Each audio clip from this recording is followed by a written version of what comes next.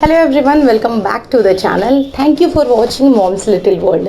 आज का वीडियो बहुत ही इन्फॉर्मेटिव होने वाला है क्योंकि फ़ेज़ 2 के वैक्सीनेशन स्टार्ट हो चुके हैं कंट्री में और ये बहुत ही इंपॉर्टेंट हो गया था। This was the high time when I thought कि मुझे ज़रूर एक वीडियो बनाना चाहिए और आप सबसे शेयर करनी चाहिए। बहुत सारी मिस इन्फॉर्मेशन भी है, लोगों के में बहुत ज़्यादा डर है, पैनिक है और people are really very sceptical कि हम वैक्सीन लें नहीं लें, और इसके साथ बहुत सारी चीज़ें जुड़ी हैं जिन्हें हम step by step doubt clearing session की तरह ही करने वाले हैं। So let's get started. अगर वीडियो पसंद आए तो लाइक एंड शेयर ज़रूर करें, चैनल को सब्सक्राइब कर लें ताकि फ्यूचर के कोई भी कंटेंट आप मिस ना करें।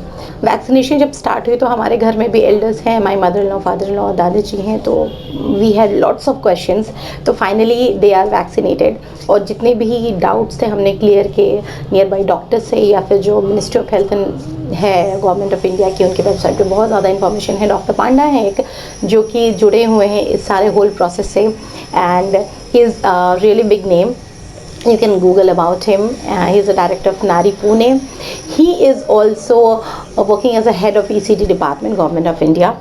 तो उन्होंने बहुत अच्छे से बताया है डिटेल में और स्टेप बाय स्टेप हम आपको बताते हैं। तो एक और चीज़ होगी आपके मन में कि अगर मैं कुछ कह रही हूँ तो आपको क्यों सुनना चाहिए।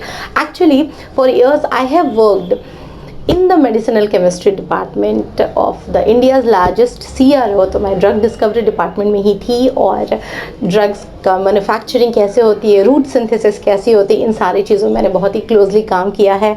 बहुत सारे ड्रग्स जब प्री क्लिनिकल ट्रायल्स पे गए थे, फ़ेज़ 1 फ़ेज़ 2 पे, आई वॉज देयर। तो पहले मैं आपको बताती हूँ बहुत ही सिंपल से कि वैक्सीन होती क्या है।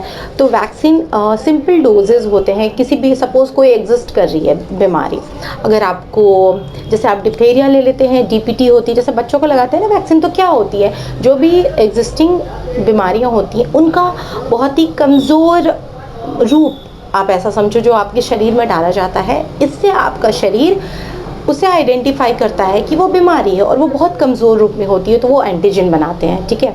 और ये मेमोरी टी सेल्स होती हैं जो याद रखती हैं कि अच्छा ये बीमारी आई, हमने इसे ऐसे ऐसे फाइट किया है।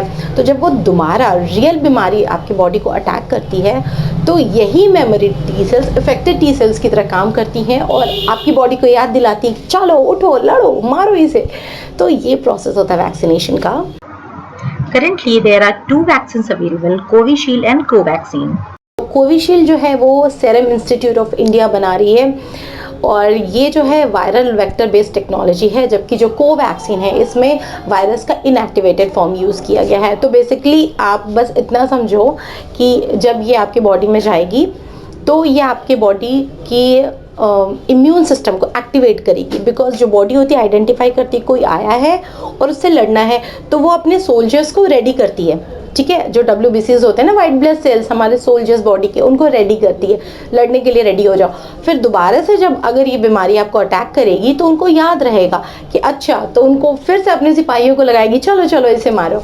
तो इस तरीके से आप प्रोटेक्ट हो जाओगे। वैक्सीन की कितनी डोजेज लगानी ज़रूरी है, तो वैक्सीन की 2 डोजेज हैं जो कि आपको लगानी बिल्कुल ज़रूरी है। पहली डोज जब आपको लगेगी वो 0.5 ml की होगी और 4 हफ्तों बाद मतलब 28 दिन के बाद आपको फिर से 0.5 ml की डोज लगेगी और ये दोनों ही डोजेस आपको लगाना बहुत ही ज़रूरी है। आप किसी भी डोज को मिस नहीं करें।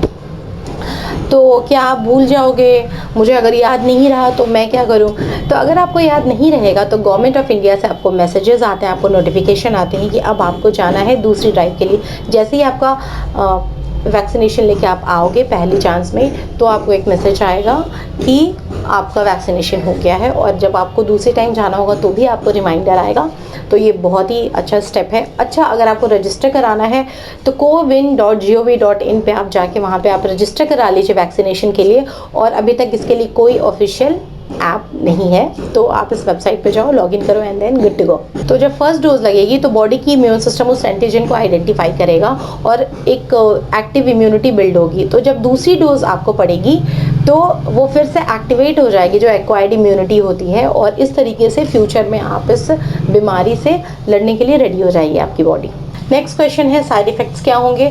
तो बहुत ही माइल्ड साइड इफ़ेक्ट्स अभी तक रजिस्टर किए गए हैं, जैसे पेन हो गया, फीवर है, हेडेक है, और जब भी आप कोई भी वैक्सीनेशन के लिए जाते हो तो थोड़ा बहुत आपकी बॉडी ज़रूर रिस्पॉन्ड करती है और उन्हीं का ये असर होता है कि आपको साइड इफ़ेक्ट देखने को मिलता है। द नेक्स्ट डाउट इज़ क्या बच्चों को ये वैक्सीन लगेगी? तो आंसर है नहीं, बिलो 18 ईयर्स ये वैक्सीन नहीं लग रही है, 18 ईयर्स प्लस के लोगों को ही ये वैक्सीन लग रही है। करेंटली 60 प्लस एज ग्रुप को लग रही है और 45 प्लस एज ग्रुप को उन्हें लग रही है जिनको किसी भी तरह की कोमॉर्बिडिटीज़ हैं। नेक्स्ट डाउट है क्या can I take vaccine with other vaccine? तो नहीं, आप दूसरे वैक्सीन के साथ इसे नहीं ले सकते हैं, बिकॉज वैक्सीन जैसे मैंने आपको बताया उसका कॉन्सेप्ट होता है कि आपकी इम्यूनिटी को एक्टिवेट करना किसी पर्टिकुलर बीमारी को लेके। तो अगर आप जब कोविड के लिए ले रहे हो तो आपकी बॉडी जब तक पूरी तरीके से वो इम्यूनिटी एक्वायर नहीं करेगी, वो डेवलप नहीं करेगी लड़ने की क्षमता उस बीमारी से, तब तक आप दूसरी नहीं लोगे। इसलिए ज़रूरी है कि 2 वैक्सीन एक साथ नहीं लें, कम से कम गैप रखें 3 से 4 हफ्तों का। दूसरी चीज़ें हैं क्या अगर पहली बार आपने कोविशील्ड लिया है तो दूसरी बार मैं कोवैक्सीन ले सकती हूँ या ले सकता हूँ? तो भी आंसर है नो, बिकॉज जब कोविशील्ड आप ले रहे हो तो उनकी दोनों की टेक्नोलॉजी अलग अलग है। तो जब वो आती है आपकी बॉडी में जा रहा है कोई भी चीज़, तो बॉडी उसे आइडेंटिफाई करती है एंटीजन आया है और उस हिसाब से ही हमारी इम्यूनिटी बिल्ड होती है। तो अगर आप दूसरी बार करोगे तो ऑब्वियसली वो इफ़ेक्टिव नहीं होगी, इसलिए ऐसा नहीं करना है। क्या प्रेग्नेंट और लैक्टेटिंग मदर्स ये वैक्सीन ले सकती हैं? तो नहीं, अभी तक कोई भी डेटा नहीं है कि जो वुम में बेबी है उसके ऊपर क्या इफेक्ट होगा, अगर बेबी लैक्टेटिंग है उसके ऊपर क्या इफेक्ट होगा। तो ये दोनों ही कैटेगरी के लोग वैक्सीन नहीं लेंगे। और कौन से लोग ये वैक्सीन नहीं ले सकते हैं? जिन्हें भी सी फूड एलर्जी है, पीनट एलर्जीज है, या किसी मेडिसिन को लेने के बाद अगर उनमें किसी तरह की एलर्जी नोटिस हुई है, या फिर वो लोग जिनमें कोगुलेशन की प्रॉब्लम आती है, ब्लड कोगुलेशन की, तो उन्हें डिस्कस ज़रूर करना है अपने डॉक्टर से। जिनकी बॉडी में प्लेटलेट काउंट कम है उन्हें ज़रूर डिस्कस करना है। क्या कैंसर पेशेंट ले सकते हैं इस वैक्सीन को? तो हाँ, ले सकते हैं, लेकिन जैसे ब्लड कैंसर के पेशेंट्स होते हैं जिनमें प्लेटलेट काउंट बहुत ही कॉम्प्रोमाइज्ड होता है, तो उन्हें ज़रूर डॉक्टर से डिटेल में डिस्कस करना है और उनकी एक थम्स अप के बाद ही वो आगे जाएंगे वैक्सीन लेने के लिए। अगर आपको डायबिटिक है, हाइपरटेंशन है, क्रोनिक इलनेस है, तो क्या हम ले सकते हैं?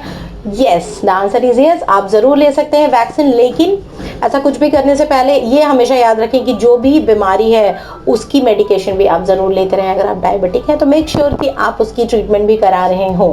ऐसा नहीं कि आप उसको इग्नोर कर दें and you just go for vaccine और सोचें कि अब तो मुझे कुछ नहीं होगा। तो ऐसा नहीं है, जो भी आपकी एग्जिस्टिंग कंडीशंस हैं उसका तो आप ट्रीटमेंट कराते ही रहिए।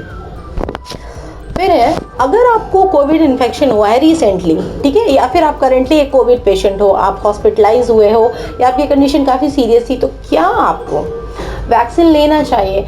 द आंसर इज़ अभी नहीं, नो, नॉट राइट नाउ। पहले आप अच्छे से रिकवर कर जाइए उस बीमारी से, जो कि 4 से 8 हफ्तों का समय लगता है एक कोविड पेशेंट को पूरी तरीके से रिकवर करने में। जो आपके इन्फेक्शंस हैं वो बिल्कुल अच्छे से क्योर हो जाए, आपकी बॉडी ठीक हो जाए, उसके बाद ऑब्वियसली आपको ज़रूर वैक्सीन लेना चाहिए। तो अब ब्रीफ कर लेते हैं कि कौन कौन सी चीज़ें हमने ली, किन को लेना चाहिए और किन को नहीं लेना चाहिए। तो 5 कैटेगरीज हैं। 18 ईयर्स प्लस के लोगों को ये वैक्सीन लगेगी, प्रेग्नेंट लेडीज़ को ये वैक्सीन नहीं लगेगी, लैक्टेटिंग मदर्स को ये वैक्सीन नहीं लगेगी। किसी भी तरह की अगर आपको ट्रायल डोज में या फर्स्ट डोज में इश्यू आए, मेजर इश्यूज़ आए, तो फिर इस वैक्सीन को सेकेंड डोज के लिए नहीं कंटिन्यू किया जाएगा। अगर आपको प्लेटलेट्स काउंट कम है या एलर्जीज़ हैं, मेजर एलर्जीज़ हैं, तो आपको ये वैक्सीन उस टाइम पे नहीं लगेंगी। आई होप जब ये वैक्सीन आई है तो हमारी लाइफ और बेटर हो जाए, एक ब्राइट फ्यूचर हो जाए। और अभी मैं आपसे एक्सपीरियंस शेयर करूँगी मेरे घर के जो लोग हैं। हाँ मम्मी बताइए, जब आप इंजेक्शन ली वहाँ पे तो आपको किसी भी तरीके का कोई भी तकलीफ हुआ, कैसा लगा? मतलब कोई पेन आपको इंजेक्शन लगने के बाद कैसा महसूस हुआ, ये आप बताइए। मुझे इंजेक्शन लगा तो कुछ ऐसा कुछ महसूस ही नहीं हुआ कि लगा इंजेक्शन लग रहा है, और नहीं कुछ तकलीफ हुई, नहीं फूला, नहीं डर तो काफ़ी लग रही थी कि क्या होगा इंजेक्शन लगने पर, क्या नहीं। लो लिखा हुआ था 30 मिनट तक वेट करना होगा, बेड पर सुलाया जाएगा, चेकअप होगा, इससे डरे हुए थे बहुत पहले से ही। लेकिन फिर भी इंजेक्शन लगा तो मुझे कुछ ऐसा महसूस नहीं हुआ कि इंजेक्शन भी लगा है। और 10 आधे घंटे लोग बैठे, उसका से फिर चले आए। और घर आने पे किसी भी तरीके का फीवर? कोई तकलीफ नहीं, न फूला, न कुछ नहीं, न दर्द हुआ, कुछ नहीं हुआ। पापा आपको कैसा लगा? मतलब आपको किसी भी तरह का कैसा लगा इंजेक्शन लगने के बाद? किसी तरह का कोई दिक्कत नहीं हुआ।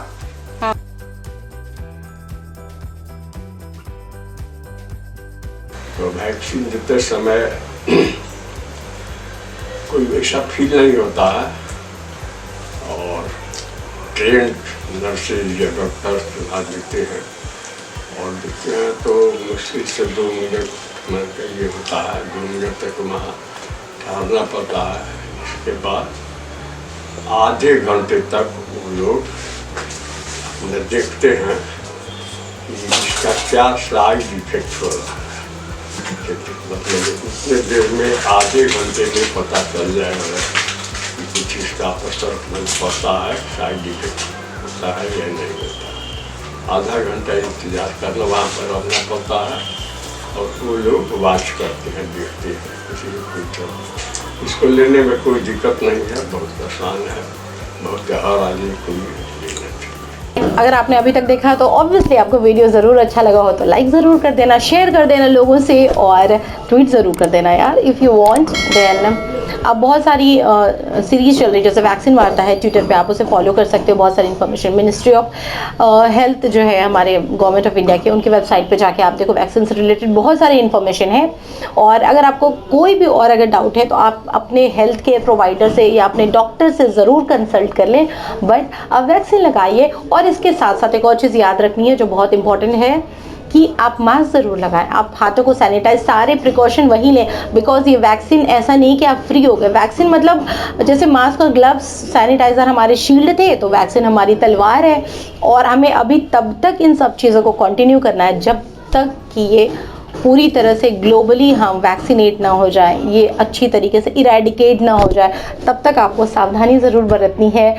बिकॉज जब आप वैक्सीनेट कर रहे हैं लोगों को, तो आप एक तरीके से बैरियर को ब्रेक कर रहे हैं। ठीक है, सपोज मैं हूँ इन्फेक्टेड, मेरे बगल में कोई है जो कि वैक्सीनेटेड है, और उसके बगल में कोई है जो वैक्सीनेटेड नहीं है, तो व्हेन आई स्नीज, पता है ना एयर ड्रॉपलेट से जाना है, तो व्हेन आई सीज और डू समथिंग, वो चीज़ उन तक पहुँची ही नहीं, बिकॉज एक बैरियर खड़ा है, वो उनका कैरियर बनेगा ही नहीं।